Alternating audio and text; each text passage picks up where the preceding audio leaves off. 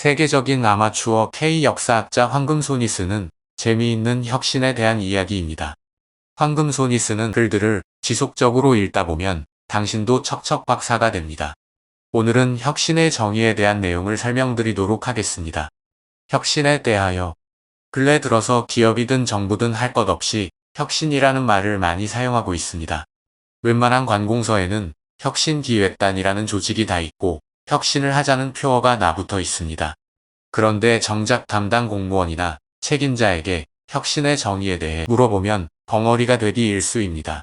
혁신이 무엇입니까? 혁신의 사전적 의미는 고쳐서 새롭게 하다입니다. 그렇다면 혁신의 사전적 의미대로 고쳐서 새롭게 하는 것이 혁신일 텐데 방법론적으로 들어가서 어떤 방법으로 혁신을 시행할 것이냐고 물어보면 또 입을 다물고 맙니다. 혁신. 말은 쉽지만 구체적으로 어떻게 하는 것이 혁신이다라고 자신있게 말하지 못하면서 이런 사람이 혁신기획단에서 무슨 일을 할 수 있겠습니까? 황금손은 혁신의 정의를 이렇게 내리고 싶습니다. 혁신이란 고객들이 원하는 바를 실행하는 것이라고. 다음은 대구에 소재하는 모 대학교 평생교육원에서 40여 명의 음식점 창업 희망자들에게 강의를 한 내용 중 일부분을 발췌한 것입니다. 황금손이 고등학교 검정고시를 거쳐 한양대학교에 다닐 때 학비를 벌기 위하여 서울 종로에서 붕어빵 행상을 한 적이 있었습니다. 붕어빵 행상을 시작하기 전에는 붕어빵 리어카를 종로거리 인파가 많이 지나다니는 곳에 세워놓고 붕어빵을 구워서 팔게 되면 붕어빵이 불티나게 팔릴 것이라는 꿈같은 기대를 가지고 장사를 시작하였습니다. 그런데 막상 붕어빵 장사를 시작하였더니 그 같은 기대는 그야말로 허망한 꿈이었습니다. 붕어빵을 구워놓고 팔지 못하고 오랫동안 두게 되면 붕어빵은 눅눅해져서 맛이 없어집니다. 재료값이 아까워서 눅눅해진 붕어빵을 팔릴 때까지 진열해 놓으면 손님들은 구운 지 오래된 빵임을 금세 알아차리고는 다른 가게로 가버립니다. 악순환의 연속이었던 셈이지요. 1985년 당시의 건축 일용 노동자의 일당은 2만원 좌우였습니다. 거기다 식사와 술, 담배는 물론이고 잠자리까지 제공되는 등 이것저것 다 포함하면 3만원도 넘는 대우를 받는 셈이었습니다. 그런데 황금손이 붕어빵을 밤 늦게까지 팔아보아야 기껏 2만원 어치밖에 팔지 못했으니 차라리 막노동을 하는 편이 더 낫겠다는 생각이 들기까지 하였습니다. 붕어빵 사업을 시작한 지 열흘이 지났습니다.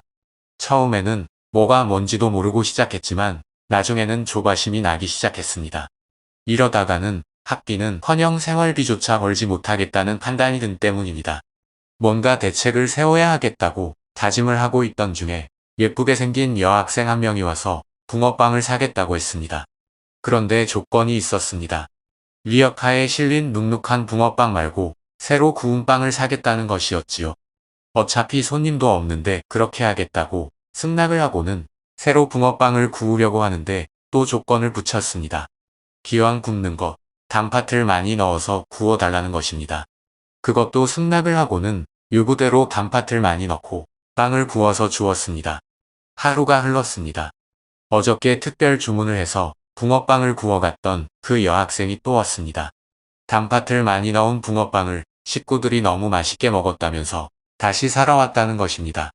어제는 500원 어치를 사가지고 갔는데 오늘은 1000원 어치를 사가지고 갔습니다. 황금손은 곰곰이 생각에 잠겼습니다.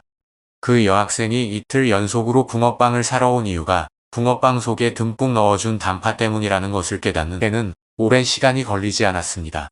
황금손은 즉시 고객의 요구를 반영하기로 하고 청계천으로 달려가서 큼직한 군용 숟가락을 사다가 새로 굽는 붕어빵에 단팥을 듬뿍 넣고 붕어빵을 굽기 시작하였습니다. 붕어빵의 모양은 단팥이 듬뿍 들어간 관계로 배가 불룩하여 마치 임신을 한 붕어처럼 볼품이 없었으나 맛은 일품이었습니다.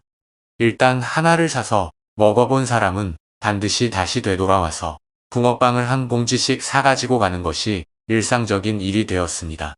며칠 지나지 않아서 황금손의 붕어빵 리어카 앞에는 붕어빵을 사려는 사람들이 줄을 서기 시작하였습니다.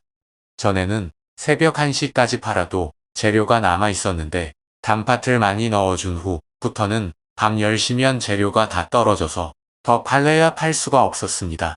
매출은 전보다 5배 이상이 많은 하루 10만 원을 넘겼습니다. 말 그대로 불티가 났습니다. 고객의 요구는 맛있는 단팥을 많이 넣어달라는 것이었고 그 요구를 들어주자마자 바로 반응이 나타난 것이니 이런 것을 두고 혁신이라고 해야 하지 않을까요? 고객이 원하는 바를 들어주는 것, 그것이 바로 혁신입니다. 황금손이 감히 해죽순을 혁신이라고 주장하는 이유는 인류가 앓고 있는 무수한 염증성 질병들을 무차별적으로 없애버림으로써 인류가 지금까지 염원해오던 바였기 때문입니다. 황금손은 미얀마에서도 오지로 불리는 섬마을에서 또 새벽을 깨웁니다. 날이 밝는 대로 바다로 나가 예정인 바 오늘 날씨가 좋기를 바라봅니다. 예로부터 음력으로 7월 보름날을 백중으로 불렀는데 이 날이 지나면 감이나 밤, 사과, 배 등 과일의 맛이 들기 시작한다고 했었습니다. 감사합니다. 2024년 8월 20일 이른 새벽에 미얀마의 오지에서 고국을 그리며 새벽을 깨우는 사나이 해죽순 개발자 황금손 배대열 올림. 배대열의 세상만사. 구독과 좋아요를 눌러주시면 황금손은 큰 힘을 얻습니다.